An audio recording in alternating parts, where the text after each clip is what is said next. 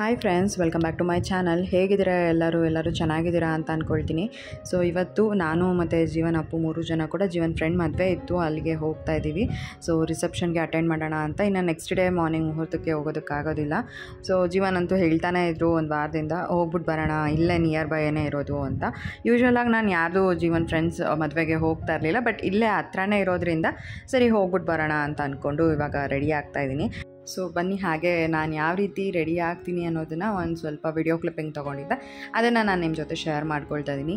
So ಫಸ್ಟಿಗೆ ನಾನಿಲ್ಲಿ ಮಾಯ್ಶ್ಚರೈಸರ್ನ apply ಮಾಡಿಕೊಂಡೆ. ಪಾಂಡ್ಸ್ ಲೈಟ್ ಮಾಯ್ಶ್ಚರೈಸರ್ ಜೆಲ್ ಅಂತ ಬರುತ್ತೆ, ಸೊ ಅದನ್ನು ನಾನು ಯೂಸ್ ಮಾಡ್ತೀನಿ. ನಂಗೆ ಅದು ನನ್ನ ಸ್ಕಿನ್ನಿಗೆ ತುಂಬಾ ಚೆನ್ನಾಗಿ ಸೆಟ್ ಆಗಿದೆ. ಫಸ್ಟ್ ನಾನು ನಿವಿಯಾ ಯೂಸ್ ಮಾಡ್ತಾಯಿದ್ದೆ, ಬಟ್ ಆಮೇಲೆ ಅದೇನಕ್ಕೋ ಗೊತ್ತಿಲ್ಲ, ಜಾಸ್ತಿ ಪಿಂಪಲ್ಸ್ ಆಗ್ತಾಯಿತ್ತು ನನಗೆ. ಹಾಗಾಗಿ ಅದನ್ನು ಬಿಟ್ಟು ಇವಾಗ ನಾನು ಪಾಂಡ್ಸ್ ಮಾಯ್ಶ್ಚರೈಸಿಂಗ್ ಜೆಲ್ನ ಯೂಸ್ ಮಾಡ್ತಾಯಿದ್ದೀನಿ. ಚೆನ್ನಾಗಿದೆ ಅದೂ ಕೂಡ. ಆಮೇಲಿಂದ ನನಗೇನು ಪಿಂಪಲ್ಸ್ ಆ ಥರದ್ದೆಲ್ಲ ಏನೂ ಆಗ್ತಾಯಿಲ್ಲ, ಹಾಗಾಗಿ ಅದನ್ನೇ ಕಂಟಿನ್ಯೂ ಮಾಡ್ತಾಯಿದ್ದೀನಿ. ಅದಾದಮೇಲೆ ನಾನು ಪಾಂಡ್ಸ್ ಮಾಯ್ಶ್ಚರೈಸಿಂಗ್ ಜೆಲ್ ಜೊತೆಗೇ ಒಂದು ಸ್ವಲ್ಪ ಮಮಾಅರ್ತ್ದು ಫೌಂಡೇಶನ್ನ ಮಿಕ್ಸ್ ಮಾಡಿ ಅಪ್ಲೈ ಮಾಡ್ಕೊತಾ ಇದ್ದೀನಿ.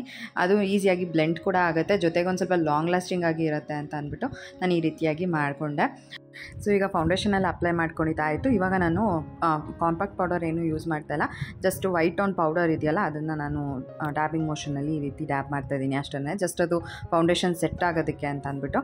ಇನ್ನು ಜಾಸ್ತಿ ಪೌಡರೆಲ್ಲ ಯೂಸ್ ಮಾಡಿಬಿಟ್ರೆ ಆವಾಗ ಅದೇನೋ ಒಂಥರ ಬೂದಾಗೆಲ್ಲ ಕಾಣಿಸ್ಬಿಡುತ್ತೆ, ಹಾಗಾಗಿ ಜಸ್ಟ್ ಈ ರೀತಿ ನಾನು ಡ್ಯಾಬ್ ಮಾಡ್ತಾಯಿದ್ದೀನಿ ಅಷ್ಟೇ.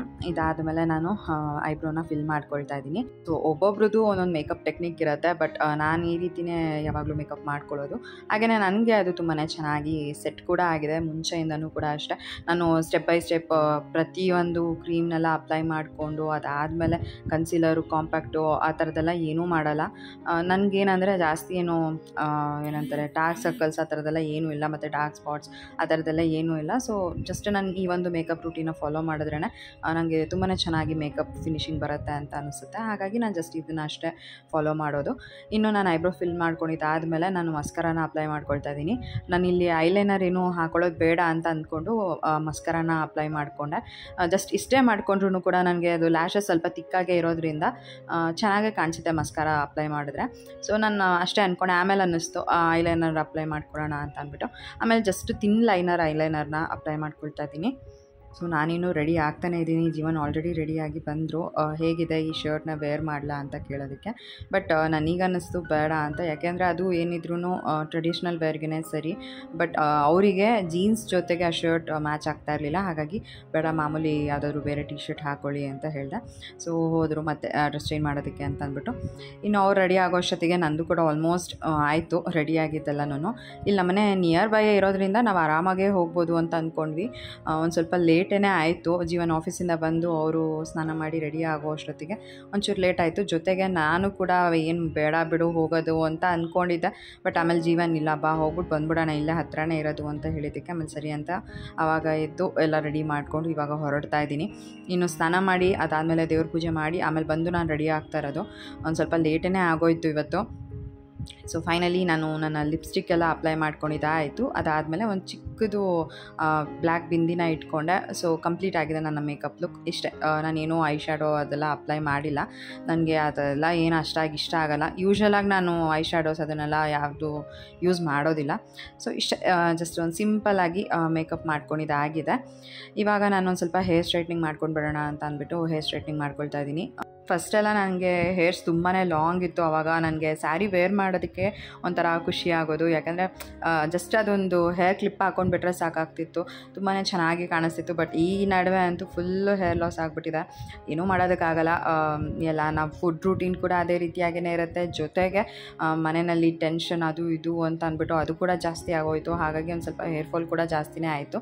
ಬಟ್ ಈ ನಡುವೆ ಒಂದು ಸ್ವಲ್ಪ ಪರವಾಗಿಲ್ಲ, ಫಸ್ಟಿಗೆ ಕಂಪೇರ್ ಮಾಡಿಕೊಂಡ್ರೆ ಚೆನ್ನಾಗೇ ಬೆಳೀತಾ ಇದೆ ಅಂತ ಅಂದ್ಕೊಳ್ತೀನಿ.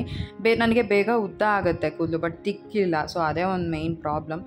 ತಿಕ್ಕಾಗಿ ಇದ್ದಿದ್ದರೆ ಚೆನ್ನಾಗಿರ್ತಿತ್ತು, ಬಟ್ ಏನೂ ಮಾಡೋಕ್ಕಾಗಲ್ಲ. ಸದ್ಯಕ್ಕೆ ಬೇಗನೆ ನಾನು ಹೇರ್ ಸ್ಟ್ರೈಟ್ನಿಂಗ್ ಎಲ್ಲ ಮಾಡಿಕೊಂಡೆ. ಇಲ್ಲಿ ಇವಾಗ ನಾನು ಅಗಾರೋ ಯೂಸ್ ಮಾಡ್ತಾಯಿದ್ದೀನಿ. ಸೊ ಇದಂತೂ ತುಂಬಾ ಚೆನ್ನಾಗಿದೆ ಹೇರ್ ಸ್ಟ್ರೈಟ್ನರ್ನು.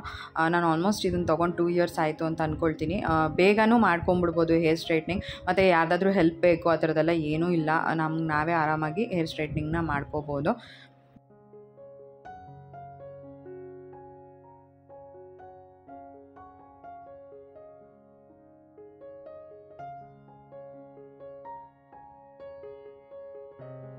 ಸೊ ನಾನಿಲ್ಲಿ ತುಂಬ ಪರ್ಫೆಕ್ಟ್ ಸ್ಟ್ರೈಟ್ ಬೇಕು ಅನ್ನೋ ಥರ ಏನೂ ಮಾಡಿಲ್ಲ. ಜಸ್ಟ್ ಅದೇನು ವೇವಿ ಹೇರ್ಸ್ ಎಲ್ಲ ಇತ್ತು ಅದೆಲ್ಲ ಒಂದು ಸ್ವಲ್ಪ ಸ್ಟ್ರೈಟ್ ಆಗಲಿ ಅಂದ್ಬಿಟ್ಟು ನಾನು ಈ ರೀತಿಯಾಗಿ ಮಾಡ್ಕೊಂಡಿದ್ದೀನಿ. ತುಂಬ ಪಿನ್ ಪಾಯಿಂಟ್ ಸ್ಟ್ರೈಟ್ ಥರ ಎಲ್ಲ ಬೇಕು ಅಂತಂದರೆ ಆಮೇಲೆ ಅದು ಚೆನ್ನಾಗೂ ಕೂಡ ಕಾಣಲ್ಲ. ಸೊ ಹಾಗಾಗಿ ಈ ರೀತಿಯಾಗಿ ಸಿಂಪಲ್ಲಾಗಿ ಸ್ಟ್ರೈಟ್ನಿಂಗ್ ಮಾಡಿಕೊಂಡು ಈ ರೀತಿ ರೆಡಿ ಆಗಿದ್ದೀನಿ. ಇನ್ನು ಮನೆಯಲ್ಲಿ ಪೂಜೆ ಎಲ್ಲ ಕೂಡ ಮಾಡಿದ್ದಾಗಿತ್ತು. ಸೊ ಯಾವ ರೀತಿ ಕಾಣಿಸ್ತಾ ಇದ್ದೀನಿ ಅಂತ ಕಮೆಂಟ್ ಮಾಡಿ ತಿಳಿಸಿ. ಸೊ ಇವಾಗ ನಾನು ಜೀವನ್ ಅಪ್ಪು 3 ಜನ ಕೂಡ ಹೊರಡ್ತಾ ಇದ್ದೀವಿ.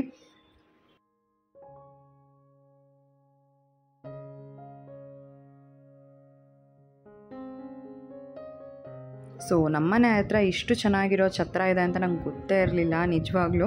ನಮ್ಮ ಮನೆ ಮೇಲ್ಗಡೆಯಿಂದ ಯಾವಾಗಲೂ ಕೂಡ ಈ ಒಂದು ಸ್ಪಾಟ್ ಏನಿದೆ ಅಂದರೆ ಈ ಮದುವೆ ಎಲ್ಲ ಇತ್ತು ಅಂದಾಗ ಈ ಲೈಟ್ಸ್ ಆನ್ ಮಾಡ್ತಾರಲ್ವ, ಆವಾಗ ತುಂಬ ಚೆನ್ನಾಗಿ ಕಾಣಿಸೋದು ನಮ್ಮ ಮನೆ ಟೆರೆಸ್ ಮೇಲಿಂದ. ಬಟ್ ನಾನು ಯಾವತ್ತೂ ಕೂಡ ಇಲ್ಲಿಗೆ ಬಂದಿರಲಿಲ್ಲ ಅಲ್ವಾ, ಹಾಗಾಗಿ ಅದೇನದು ಯಾವಾಗಲೂ ಅಲ್ಲಿ ಏನಾದ್ರು ಫಂಕ್ಷನ್ ಇದ್ದಾಗ ಲೈಟ್ ಆನ್ ಮಾಡ್ತಾರಲ್ಲ, ಒಂದ್ಸಲಿ ನೋಡಬೇಕು ಆ ಜಾಗಕ್ಕೆ ಹೋಗಬೇಕು ಅಂತ ಅಂದ್ಕೊಳ್ತಿದ್ದೆ. ಬಟ್ ನಂಗೆ ನಿಜವಾಗ್ಲೂ ಅದು ಛತ್ರ ಅನ್ನೋದೇ ಗೊತ್ತಿರಲಿಲ್ಲ.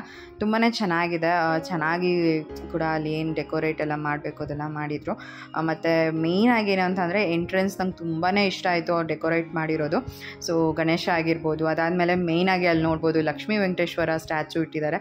ಸೊ ಅದಂತೂ ತುಂಬಾ ಚೆನ್ನಾಗಿ ಕಾಣಿಸ್ತಾ ಇತ್ತು. ನಾನು ಅಲ್ಲಿ ಒಂದೆರಡು ಫೋಟೋನ ಕೂಡ ತೊಗೊಂಡೆ. ತುಂಬಾ ಚೆನ್ನಾಗಿದೆ ಅಲ್ವಾ.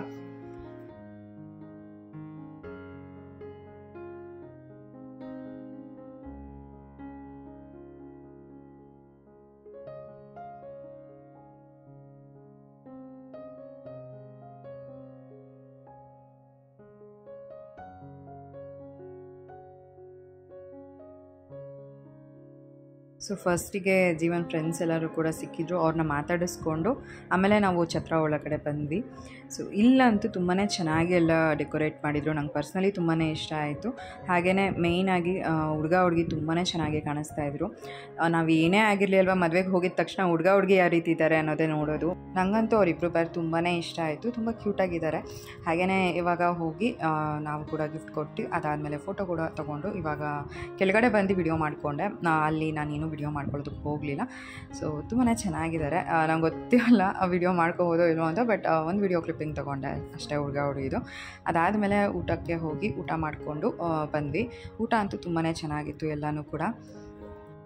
ಇನ್ನು ಇವಾಗ ಅಪ್ಪುಗೆ ನಾವು ಹೊರಗಡೆ ಹೋಗ್ಬಿಟ್ಟು ಅಲ್ಲಿ ಮದುವೆ ಊಟ ಎಲ್ಲ ಮಾಡಿಸ್ಬೇಕು ಆ ಥರದ್ದೆಲ್ಲ ಏನೂ ಇಲ್ಲ. ಅವನಿಗೆ ಒಂದು ಎಲೆ ಹಾಕಿಬಿಟ್ರೆ ಅವ್ನಿಗೆ ಏನು ಬೇಕೋ ಅದನ್ನು ಅವನೇ ತಿಂತಾನೆ. ಸೊ ಒಂದು ಸ್ವಲ್ಪ ಫೋರ್ಸ್ ಮಾಡ್ತಾ ಇರಬೇಕು, ಬೇಗ ತಿನ್ನು ಅಂತ ಅಂದ್ಬಿಟ್ಟು. ಅದನ್ನು ಬಿಟ್ಟರೆ ಏನೂ ಇಲ್ಲ, ಅವ್ನಿಗೆ ಏನು ಇಷ್ಟ ಅದನ್ನು ತೊಗೊಂಡು ಅವನೇ ತಿಂತಾನೆ. ಸೊ ಇವಾಗ ಅದೊಂದು ನನಗೆ ಕಡಿಮೆ ಆಗಿದೆ ಬರ್ಡನ್ ಅಂತ ಹೇಳ್ಬೋದು. ಫಸ್ಟ್ ಎಲ್ಲೇ ಮದುವೆಗೆ ಹೋದ್ರೂ ಕೂಡ ನಾನು ಅವನ ಸಲುವಾಗಿಯೇ ಇನ್ಫ್ಯಾಕ್ಟ್ ಎಲ್ಲೂ ಮದುವೆಗೆ ಹೋಗ್ತಿರ್ಲಿಲ್ಲ.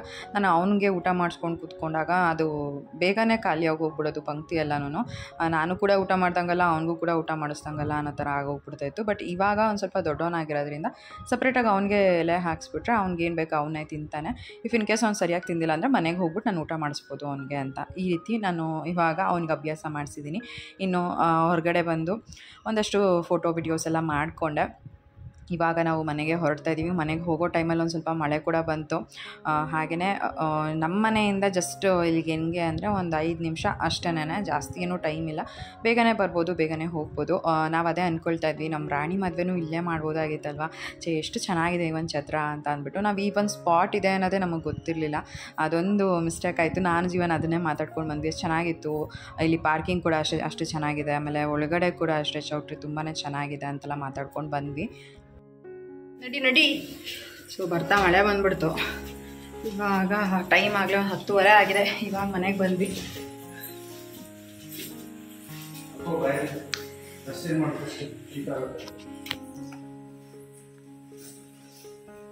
ನಮ್ಮ ಮನೆ ಗೃಹ ಪ್ರವೇಶಕ್ಕೆ ಸಂಜೆ ವೇರ್ ಮಾಡಿದ ಸಾರಿ ಇವತ್ತು ವೇರ್ ಮಾಡಿದ್ದೀನಿ. ಸೊ ಅವತ್ತಿನ ದಿನ ನಾನು ಮತ್ತೇನು ವ್ಲಾಗ್ ಮಾಡ್ಕೊಳ್ಳೋಕ್ಕಾಗಲಿಲ್ಲ. ಇನ್ನು ಸಂಡೇ ಮದರ್ಸ್ ಡೇ ದಿನ ನಮ್ಮ ಫ್ಯಾಮಿಲಿ ಫಂಕ್ಷನ್ ಕೂಡ ಇತ್ತು. ಸೊ ಅಲ್ಲಿಗೆ ಹೋಗ್ತಾ ಇದ್ದೀವಿ ಇವಾಗ. ನಾನು ಜೀವನ್ ಅಪ್ಪು 3 ಜನ ಕೂಡ ರೆಡಿ ಆಗಿಬಿಟ್ಟು ಫಸ್ಟಿಗೆ ನಾವು ಅಂದ್ಕೊಂಡ್ವಿ ನಮ್ಮ ಅಪ್ಪ ಅವರು ಕೂಡ ಬರ್ತಾರೆ ಅಂತ ಅಂದ್ಬಿಟ್ಟು. ಫಸ್ಟ್ ಜೀವನ್ ನಾನು ಬರೋಲ್ಲ, ನೀವು ಹೋಗ್ಬಿಟ್ಟು ಬನ್ನಿ, ಕಾಲು ತುಂಬ ಪೇಯ್ನ್ ಇದೆ, ನಾನು ರೆಸ್ಟ್ ಮಾಡ್ತೀನಿ ಅಂತ ಹೇಳ್ತಿದ್ರು. ಬಟ್ ಇಲ್ಲ ಬನ್ನಿ, ಅವ್ರು ಅಷ್ಟೆಲ್ಲ ಕರೆದಿದ್ದಾರೆ, ಹೋಗಲಿಲ್ಲ ಅಂದರೆ ಸರಿ ಹೋಗಲ್ಲ ಅಂತ ಅಂದ್ಬಿಟ್ಟು ಇವಾಗ ನಾನು ಜೀವನ್ ಅಪ್ಪು 3 ಜನ ಕೂಡ ಬಂದ್ವಿ. ಸೊ ತುಂಬಾ ಚೆನ್ನಾಗಿದೆ. ಆ್ಯಕ್ಚುಲಾಗಿ ನಾವು ಈ ಒಂದು ಸ್ಪಾಟ್ಗೆ ಏನಿದೆ ಇದು ಕೂಡ ಫಸ್ಟ್ ಟೈಮ್ ಬರ್ತಾ ಇರೋದು. ಸೊ ನೋಡಿದ ತಕ್ಷಣ ಅಂತೂ ತುಂಬಾ ಇಷ್ಟ ಆಯಿತು. ಎಷ್ಟು ಚೆನ್ನಾಗಿದೆ ಅಂತಂದರೆ, ಈ ಥರ ಪ್ಲೇಸಲ್ಲಿ ಏನಾದರೂ ಒಂದು ಬರ್ತ್ಡೇ ಫಂಕ್ಷನ್ ಆಗಿರ್ಬೋದು ಅಥವಾ ಮದುವೆಗೆ ಆಗಿರ್ಬೋದು, ನಾನು ಯಾವತ್ತೂ ಈ ಥರ ಎಲ್ಲ ಬಂದಿಲ್ಲ. ಬಟ್ ಫಸ್ಟ್ ಟೈಮ್ ನೋಡಿದ್ದಲ್ಲ, ನನಗೆ ತುಂಬ ಖುಷಿ ಆಯಿತು. ಇನ್ನು ನಾವಿವತ್ತು ಬಂದಿರೋದು ನಮ್ಮ ದೊಡ್ಡಮ್ಮನ ಮೊಮ್ಮಗಂದು ಬರ್ತ್ಡೇ ಪಾರ್ಟಿಗೆ ಬಂದಿರೋದು, 5 ವರ್ಷದ ಬರ್ತ್ಡೇ ಪಾರ್ಟಿಗೆ. ಸೊ ತುಂಬಾ ಚೆನ್ನಾಗಿತ್ತು. ನಮ್ಮ ಉಷಾಕ, ಶಿವಮಮ್ಮ, ನಮ್ಮ ಲತಾ ಅತ್ತೆ, ರಕ್ಷು, ಮಂಜು, ಆಮೇಲೆ ನಮ್ಮ ಮಮ್ಮಿ, ನನ್ನ ತಮ್ಮ ಎಲ್ಲರೂ ಕೂಡ ಬಂದಿದ್ದರು. ಇನ್ನು ನಮ್ಮ ಅಜ್ಜಿ ಅಂತೂ ಹೋಗ್ಬಿಟ್ಟು ಸೈಡಲ್ಲಿ ಕೂತ್ಕೊಂಡ್ಬಿಟ್ಟಿದ್ದಾರೆ. ನಾನು ಹೋಗ್ಬಿಟ್ಟು ಅವ್ರ ಹತ್ರ ಕೂತ್ಕೊಂಡು ಮಾತಾಡ್ತಾ ಇದ್ದೆ. ಮತ್ತು ಇವತ್ತು ಮದರ್ಸ್ ಡೇ ಆಗಿರೋದ್ರಿಂದ ಎಲ್ಲರಿಗೂ ಕೂಡ ವಿಶ್ ಮಾಡಿಬಿಟ್ಟು ನಾವು ಕೂಡ ಹೀಗೆ ಮಾತಾಡ್ತಾ ಇದ್ವಿ. ಆಮೇಲೆ ಒಂದು ಸ್ವಲ್ಪ ಜನ ಎಲ್ಲ ಖಾಲಿ ಆದಮೇಲೆ ನಾವು ಕೂಡ ಹೋಗಿ ವಿಶ್ ಮಾಡಿ ಅವ್ರಿಗೇನು ಗಿಫ್ಟ್ ಕೊಡಬೇಕು ಕೊಟ್ಬಿಟ್ಟು ಇವಾಗ ನಾವು ಊಟಕ್ಕೆ ಹೋಗ್ತಾ ಇದ್ದೀವಿ. ನಾವು ಎಲ್ಲ ಫ್ಯಾಮಿಲಿ ಮೆಂಬರ್ಸ್ ಸೇರಿದಾಗ ಯೂಶ್ವಲಾಗಿ ನೋಡಿರ್ತೀರ ನೀವು ಎಷ್ಟು ಚೆನ್ನಾಗಿ ಎಂಜಾಯ್ ಮಾಡ್ತೀವಿ ಅಂತ ಅಂದ್ಬಿಟ್ಟು.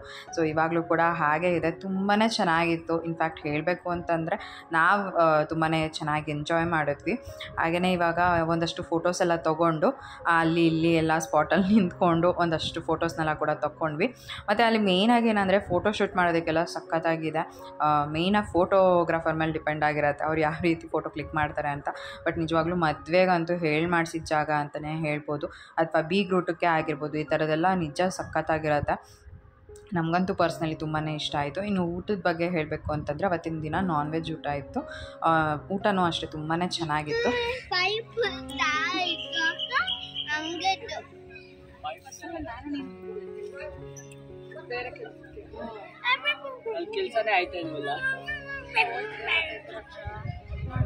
ಏನು ಕೆಲ್ಸಕ್ಕೆ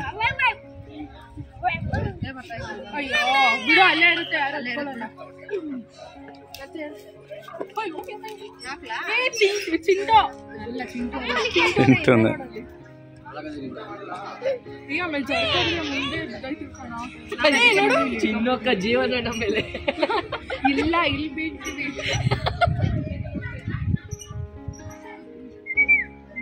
ಅಪ್ಪ ಅಲ್ಲಿ ನೋಡು ಬಟರ್ಫ್ಲೈ. ಚೆನ್ನಾಗಿದೆ ಈ ತರ ಯಾರು ಬಿಡ್ತಾರೋ ಲಾನಲ್ಲಿ ಮಾಡೋದು. ಯಾರು ಬರ್ತಾರೋ ಬಿಡ್ತಾರೋ ಸಾಕು. ಅಲ್ಲಿ ನೋಡು ಗ್ರೌಂಡ್ ಅಲ್ಲಿ ಮಲ್ಲೇಶ್ವರಂ ಗ್ರೌಂಡ್ ಅಲ್ಲಿ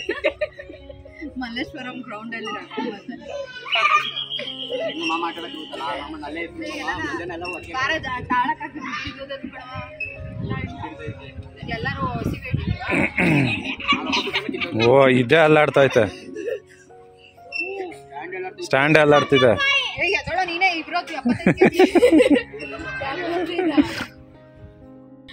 ಇವಾಗ ಊಟ ಎಲ್ಲ ಮಾಡ್ಕೊಂಡು ಹೊರಗಡೆ ಬಂದು ಒಂದಷ್ಟು ಜನ ನಮ್ಮ ಫ್ಯಾಮಿಲಿ ಮೆಂಬರ್ಸ್ ಎಲ್ಲರೂ ಕೂಡ ಬಂದಿದ್ರು ಅಲ್ವಾ, ಅವ್ರ ಹತ್ರ ಮಾತಾಡಿಕೊಂಡು ಇವಾಗ ನಾನು, ರಕ್ಷು, ಮಂಜು ಮತ್ತು ಅಪ್ಪು ಎಲ್ಲರೂ ಕೂಡ ಇಲ್ಲಿ ಹೀಗೆ ಮಾತಾಡಿಕೊಂಡು ಸ್ವಿಂಗ್ ಮೇಲೆ ಕೂತ್ಕೊಂಡಿದ್ವಿ. ನಮಗೆ ಮೇಯ್ನಾಗಿ ಇದೊಂದಂತೂ ತುಂಬಾ ಇಷ್ಟ ಆಗಿದ್ದು ಅಂತ ಅಂದರೆ, ಏನಂದರೆ ಯೂಶ್ವಲಾಗಿ ಎಲ್ಲಾದರೂ ಹೋದಾಗ ನಾವು ರೆಸಾರ್ಟ್ ಆಗಿರ್ಬೋದು ಆ ಥರದ್ದೆಲ್ಲ ಈ ಥರ ಇದ್ದಾಗ ತುಂಬಾ ಚೆನ್ನಾಗಿ ಎಂಜಾಯ್ ಮಾಡ್ತೀವಿ. ಸೊ ಪೈಸಾ ವಸೂಲನ್ನೋ ಥರ ಎಂಜಾಯ್ ಮಾಡ್ಕೊಂಡು ಬರ್ತೀವಿ. ಸೊ ನಮಗಂತೂ ಇಲ್ಲಿ ಈ ಥರ ಇರುತ್ತೆ ಅನ್ನೋದೇ ಗೊತ್ತಿರಲಿಲ್ಲ. ಬಟ್ ಆರಾಮಾಗಿ ಪೀಸ್ಫುಲ್ಲಾಗಿ ನಾವು ಟೈಮ್ನ ಸ್ಪೆಂಡ್ ಮಾಡಿದ್ವಿ. ಫ್ಯಾಮಿಲಿ ಮೆಂಬರ್ಸ್ ಕೂಡ ಬಂದಿದ್ದರು. ಹಾಗೆಯೇ ರಕ್ಷು, ಮಂಜು, ಚಿಂಟು, ಆಮೇಲೆ ನಾನು ಎಲ್ಲರೂ ಕೂಡ ಈ ಥರ ಸ್ವಿಂಗ್ ಮೇಲೆ ಕೂತ್ಕೊಂಡು ಒಂದಷ್ಟು ವಿಡಿಯೋ ಕೂಡ ಮಾಡ್ಕೊಂಡ್ವಿ. ಸೊ ನಿಜ ತುಂಬಾ ಚೆನ್ನಾಗಿತ್ತು.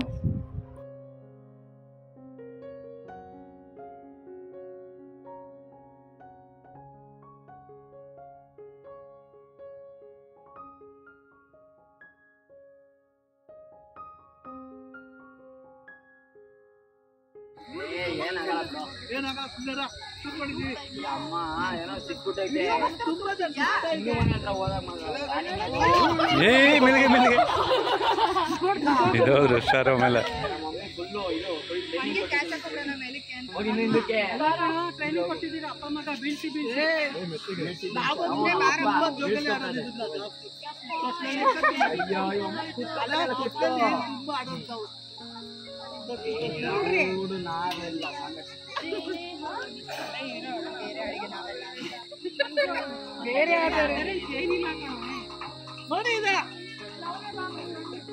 ಸೊ ನಾವು ಒಂದು 10 ನಿಮಿಷ ಸ್ವಿಂಗ್ ಮೇಲೆ ಕೂತ್ಕೊಂಡು ಆಟ ಆಡಿಕೊಂಡು ಬಂದ್ವಿ ಈ ಕಡೆ.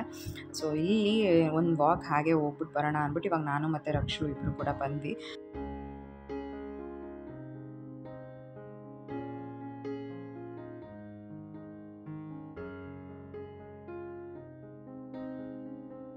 ಸೊ ಹೀಗೆ ವಾಕ್ ಮಾಡ್ಕೊಂಡು ಬಂದ್ವಿ. ಅಲ್ಲಿ ಒಂದಷ್ಟು ಫೋಟೋಸ್ನೆಲ್ಲ ಕೂಡ ತೊಗೊಂಡ್ವಿ, ನಾನು ಮತ್ತು ರಕ್ಷು ಇಬ್ಬರೂ ಕೂಡ.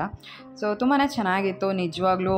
ಇವತ್ತು ಬೆಳಗ್ಗೆ ಕೂಡ ಅದೇ ಅನಿಸ್ತು ನನಗೆ, ಊರಲ್ಲಿ ನಮ್ಮದು ದೇವ್ರು ಏನಿದೆ ಮುಲ್ಕಟ್ಟಮ್ಮ, ಸೊ ಆ ದೇವ್ರದ್ದು ಪೂಜೆ ಇತ್ತು. ನಾವು ಊರಿಗೆ ಹೋಗೋದಕ್ಕಾಗಲಿಲ್ಲ, ಬಟ್ ಮನೆಯಲ್ಲಿ ಕೂಡ ಎಲ್ಲ ಕ್ಲೀನ್ ಮಾಡಿ ಪೂಜೆ ಮಾಡಿಬಿಟ್ಟು ಬರಬೇಕಾಗಿತ್ತು. ಸ್ವಲ್ಪ ಲೇಟೇ ಆಯಿತು, ಬಟ್ ನಾವು ಇಲ್ಲಿಗೆ ಬರೋ ಅಷ್ಟೊತ್ತಿಗೆ ಆಲ್ಮೋಸ್ಟ್ ಬರ್ತ್ಡೇ ಪಾರ್ಟಿ ಎಲ್ಲ ಆಗೋಗ್ಬಿಟ್ಟಿತ್ತು. ಇನ್ನೇನು ಲಾಸ್ಟ್ ನಾವೇ ಅಂತ ಅಂದ್ಕೊಳ್ತೀನಿ. ಹೋಗ್ಬಿಟ್ಟು ನಾವು ಗಿಫ್ಟ್ ಕೊಟ್ಬಿಟ್ಟು ಫೋಟೋ ತೊಗೊಂಡು ಬಂದ್ವಿ. ಬಟ್ ಅಯ್ಯೋ ಇಷ್ಟು ಲೇಟಾಗಿ ಹೋಗ್ತಾ ಇದ್ದೀವಲ್ಲ ಅಂತ ಅಂದ್ಕೊಂಡೇ ಬಂದೆ. ಬಟ್ ನಿಜ ಲೇಟಾಗಿ ಹೋಗಿದ್ದು ಕೂಡ ಒಳ್ಳೆಯದಾಯಿತು. ನಾವು ನಮ್ಮ ಫ್ಯಾಮಿಲಿ ಮೆಂಬರ್ಸ್ ಜೊತೆ ತುಂಬಾ ಚೆನ್ನಾಗಿ ಟೈಮ್ ಪಾಸ್ ಮಾಡಿ ಬಂದ್ವಿ. ಸೊ ಈ ರೀತಿಯಾಗಿ ಇತ್ತು.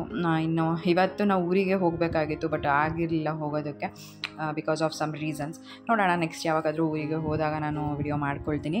ಸೊ ಇವಾಗ ನಾನು ಮತ್ತು ಜೀವನ್ ಕೂಡ ಒಂದಷ್ಟು ವಿಡಿಯೋ ಕ್ಲಿಪ್ಪಿಂಗ್ನ ತೊಗೊಳ್ಳೋಣ ಅಂತ ಅಂದ್ಬಿಟ್ಟು ಒಂದು ವಿಡಿಯೋ ಏನೋ ಮಾಡಿಕೊಂಡೆ ಅಷ್ಟೇ. ಜಸ್ಟ್ ಅದೊಂದು ರೀಲ್ಸ್ಗೆ ಏನಾದ್ರು ಹಾಕೋಣ ಅಂತ ಅಂದ್ಬಿಟ್ಟು.